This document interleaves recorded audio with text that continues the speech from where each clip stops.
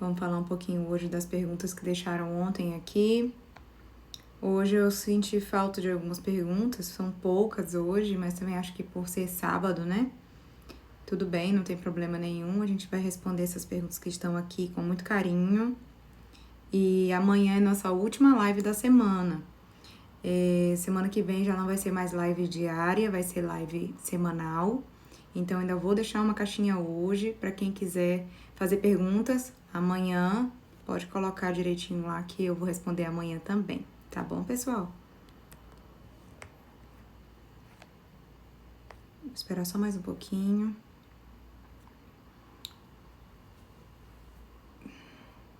Sejam bem-vindos, vamos entrando.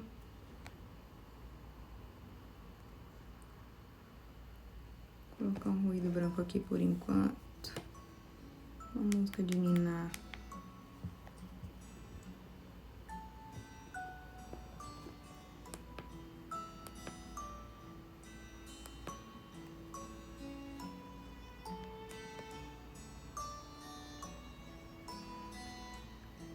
Olá, seja bem-vindo.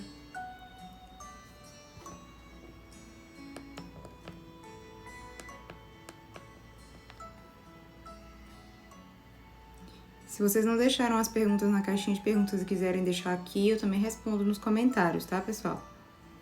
Não tem problema.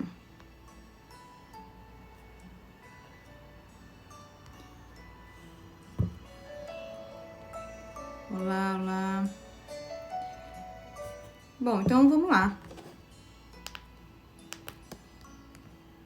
Dá uma olhadinha aqui. Como eu falei pra vocês, foram poucas perguntas de ontem pra hoje, mas tudo bem, não tem problema. Vamos conversar um pouquinho sobre isso. Vamos lá. Opa. Meu bebê de 2 meses solta o peito pra chupar a mão pra dormir. Devo me preocupar? O que fazer pra mudar? Um bebê de 2 meses, ele tem uma necessidade de sucção mesmo. Então, é normal que esse bebê sugue pra dormir. Para dormir, para se acalmar, para se acalentar. É uma forma que ele tem de se proteger, de se tranquilizar. Então, a gente não se preocupa com isso agora. Deixa esse bebê sugar essa mão, sem problema nenhum. A maioria das pessoas acha que sugar a mão significa fome, e não significa fome. A fase oral é uma fase onde o bebê está descobrindo o mundo através da mão, da sucção, através da boca, desculpa, da sucção. Tanto da mão quanto de objetos, brinquedos e por aí vai. Aos 2 meses, o que ele alcança ainda de pegar mesmo é a mão, né? Mas com 3, 4 meses já vai objetos também à boca e tudo bem. Não se preocupe com isso, que faz parte da idade, certo? O que mais que temos aqui? Minha filha ama celular. Tem problema? 1 ano e 3 meses. Tem muito problema. Na verdade, telas e aí celular, televisão e computador influenciam não só no sono, como no desenvolvimento, na ansiedade, no fator psicológico.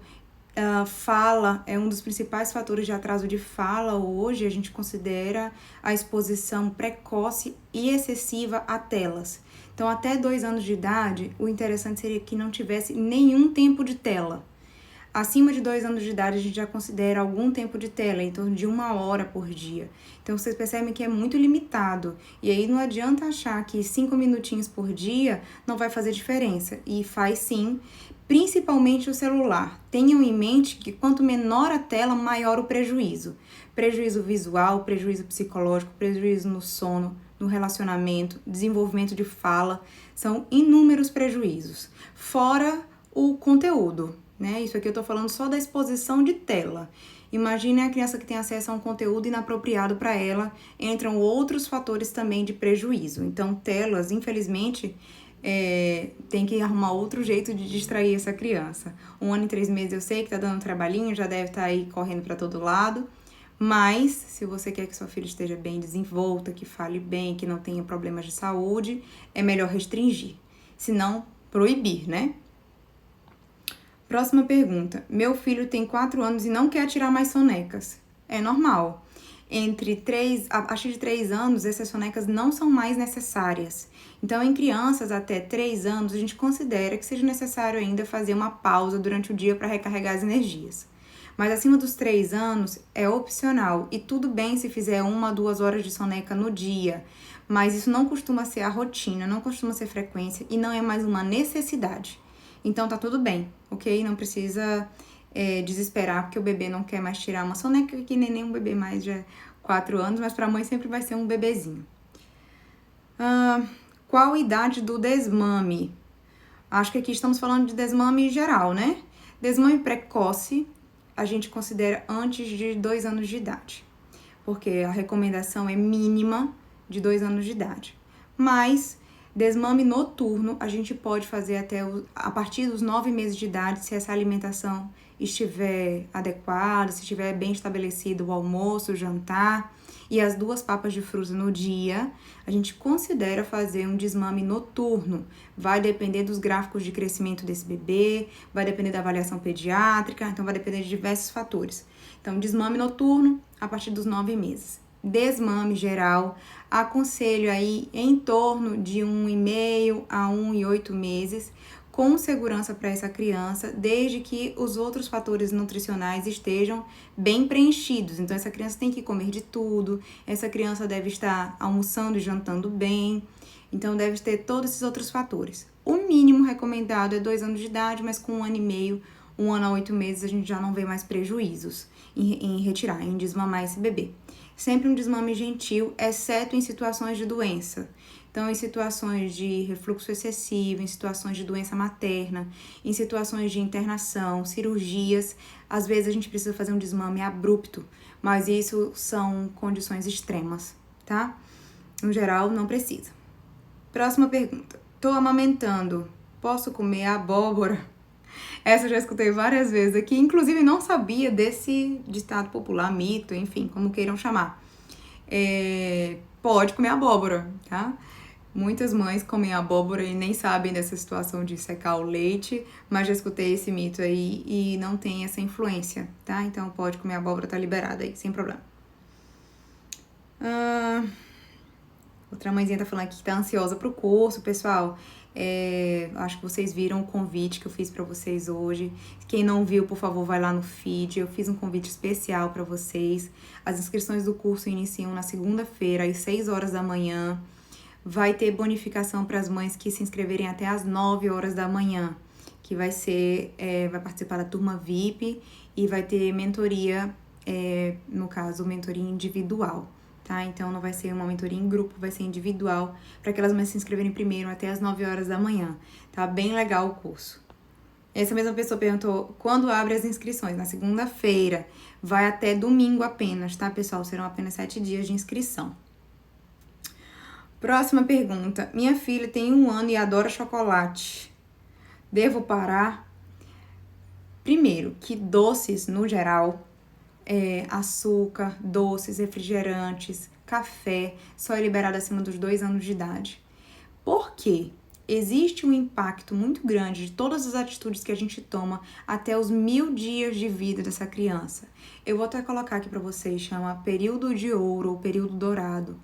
Esse período, que é desde lá da embriogênese, desde a gestação até os 2 anos de vida, a gente fala os primeiros 1000 dias de vida, eles refletem diretamente na vida adulta da pessoa. Então, se eu expor essa criança muito precocemente a doces, chocolates, refrigerantes, cafeínas, eu vou aumentar a chance dessa criança ter obesidade na vida adulta, além de diabetes, além de hipertensão e por aí vai. Esses são os problemas futuros. Falando em problemas atuais, né? No caso, no dia a dia dessa criança. Primeiro fator, a gente vai tender a essa criança a fazer mais seletividade alimentar. Então, vai ser uma criança que pode dar uma predileção pelo doce. Então, a gente vai ter um prejuízo aqui. Outro fator é em relação à energia dessa criança, né? Ela tende a ficar mais elétrica e tal, com a exposição de chocolates e cafeínas. Eu tô incluindo a cafeína aqui porque são muito similares, assim, os problemas, os reflexos, vamos colocar assim. Então, sim, é um problema gostar de chocolate, porque ela não deveria nem ter experimentado chocolate alguma vez. Então, se eu posso te dar uma dica, deixa para depois de 2 anos e ainda assim com moderação, tá? Então, tá muito cedo ainda. Que mais? O bebê pode ficar saciado não mamando. Como é? Não mamando. Cortou aqui, não sei dizer o que é. Mas eu acho que se o bebê pode ficar saciado não mamando na madrugada. E aí, não. O bebê pode ficar saciado não mamando mais que 15 minutos, tá? Ok. Depende da idade. Um bebê pequeno, geralmente bebê menor do que 1 mês, 40 dias, ele precisa de um tempo maior para conseguir extrair a quantidade de leite que ele precisa para ficar saciado. Acima de 40 dias de vida, a gente já começa a fazer um aumento do volume de leite ingerido em menos tempo. A força de sucção deles fica melhor. Se eu tenho um bebê que mama menos do que 15 minutos e ele está saciado, está cheio, dorme bem, mãozinhas ficam abertas, evacua normal, ganho de peso está normal, a gente considera bebê bom extrator. O bebê bom extrator é aquele bebê que tira o leite materno do seio materno em menos tempo. Tem bebê que fica saciado com 3, 5 minutos de extração. E tudo bem, isso é normal de acontecer. A gente chama bebê bom extrator. A média é que acima de 1 mêsinho de vida, esse bebê leva em torno de 20 a meia hora para conseguir realmente ficar saciado. E após os 3 meses, esse tempo reduz, entre 10 e 15 minutos. Mas isso que eu tô falando para vocês é uma média. Eu tenho bebês de 3 meses que mamam 5 minutos e estão saciados. São bebês que são excelentes extratores. Eles conseguem ficar saciados em bem menos tempo pela força de sucção e pela coordenação que eles têm na hora de sugar. E tudo bem, tá? Varia de bebê para bebê, não é uma regra, vamos dizer assim. No meio das sonecas, o meu bebê acorda chorando. Normal, você não deixou a idade, mas geralmente esses despertares no meio das sonecas, eles podem vir por angústia da separação. Então, se eu tenho um bebê maior do que 6 meses, a gente pode ter uma angústia da separação já aí, que é aquele bebê que acorda, que desperta para ver você. Também é interessante lembrar aqui de terror noturno, que é uma doença do sono, né, uma parassonia, e o terror noturno, ele é aquele choro desesperador no meio da madrugada. Então, ele tem tratamento, precisa de diagnóstico médico, de diagnóstico pediátrico, mas o terror noturno é uma coisa que a gente precisa levar em consideração. Antes de 1 aninho de vida, a gente já pode ter as parassonias relacionadas a terror noturno e a sonambulismo, tá, pessoal? Então, as duas coisas precisam de diagnóstico e tem tratamento devido.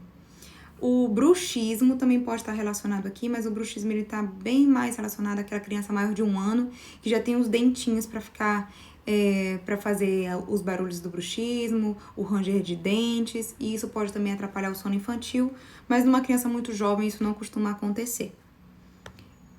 Bom, como eu falei para vocês, foram poucas perguntas, hoje foi bem mais rápido, e fico feliz pela participação mesmo assim. Tô contente que vocês estejam aqui hoje, pleno sábado à noite. Hoje foi um dia bem complicado, porque o Guilherme tá em salto, coloquei para vocês mais cedo. E os saltos de desenvolvimento, eles vêm com a sigla CAI, que foi o que eu coloquei para vocês aqui. É interessante de explanar isso aqui, porque algumas pessoas me perguntaram. A sigla CAI são os sinais que a gente reconhece para identificar que um bebê está em salto do desenvolvimento. É interessante que você já tenha em mente em que semana o seu bebê tá e quando é mais ou menos o salto que ele vai entrar. Então, a sigla CAI significa choro, apego e irritabilidade. São os 3 principais sinais que eu posso identificar para esse bebê que está em salto do desenvolvimento. Geralmente aquele bebê que só quer ficar no colo, é aquele bebê que fica ou mamando demais ou realmente diminui completamente as mamadas. Então, é interessante vocês identificarem isso. Quanto mais rígida for a rotina durante o salto, melhor esse bebê vai passar por ele. Hoje foi uma bagunça a rotina aqui em casa e aí por isso tivemos mais choro, mais apego e mais irritabilidade. Graças a Deus agora ele já entrou na rotina pré-sono dele, já tá tranquilo, já tá no seu soninho, então tá tudo bem, tá? Mas fiquem atentos a essa sigla também. Sobre o vídeo de higiene do sono que eu falei, de segurança do sono que eu falei pra vocês que eu ia gravar, eu gravei, mas gravei num formato errado. Então eu ainda tô descobrindo como é que eu faço pra transformar ele pro formato do Instagram pra poder postar aqui pra vocês. Senão qualquer coisa eu vou colocar direto no YouTube. E aí queria pedir pra vocês também se inscreverem no meu canal do YouTube, é um canal novo, Comecei a colocar algumas coisas lá, de lives inteiras. É só pesquisar Doutora Roberta Naves, vocês me encontram no YouTube também. Quem ainda não assistiu o convite para a jornada, por favor, pessoal, tá no feed, assistam lá. Vai ser muito legal, vai ser legal para vocês, legal para mim. E espero muito poder ajudar a todos, ok? A live de hoje foi bastante curta e até amanhã. Vou deixar uma nova caixinha aqui. Quem não fez pergunta na caixinha de ontem, deixem as perguntas na caixinha de hoje, tá ok? Amanhã é o último dia. Beijo grande para vocês. Boa noite.